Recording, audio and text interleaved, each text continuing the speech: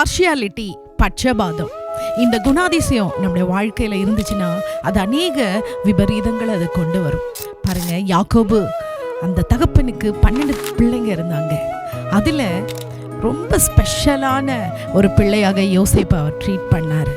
வேதம் சொல்லுது, ஆதியாகமம் 37:3 இஸ்ரவேல் தன் குமாரர் எல்லாரிலும் யோசேப்பை அதிகமாய் நேசித்து அவனுக்கு பலவர்ணமான அங்கியை செய்வித்தான். பாருங்க, எல்லா குமாரர் பார்க்கலாம் இவனை அதிகமாக நேசிச்சதுனால, அவனுக்கு ஸ்பெஷலாக அவனை ட்ரீட் பண்ணதுனால அவன் தான் கஷ்டப்பட்டான். அப்பா செஞ்ச தப்புனால சகோதரால் பகைக்கப்பட்டான். வாழ்க்கையில் ரொம்ப துன்பங்களை அவன் அனுபவித்தான். அது ஆண்டவரோட சித்தமாக இருந்தாலும் கூட அந்த பாடு வேதனை அவன் கடந்து போக வேண்டியதாக இருந்தது. எனக்கு பிரியமான தேவ பிள்ளைகளே, நம்முடைய வாழ்க்கையில இயேசுவை பின்பற்றுகிற நாம இயேசுவை போல, இயேசு எப்படி இருந்தாரு, தன்னை காட்டி கொடுக்க போற சீஷன் யூதாஸ் கூடயே இருந்தான்.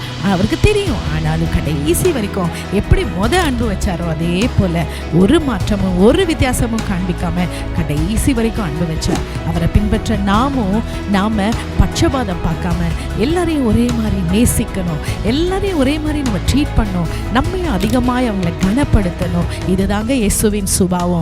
அவரை போல இருக்க அவர் நம்மையும் மாற்றுவார். அவருடைய கிருபையை சார்ந்து கொள்வோம், அவரை சார்ந்து கொள்வோம், பட்சபாதம் பார்க்காதவர்களாக நாம வாழுவோம்.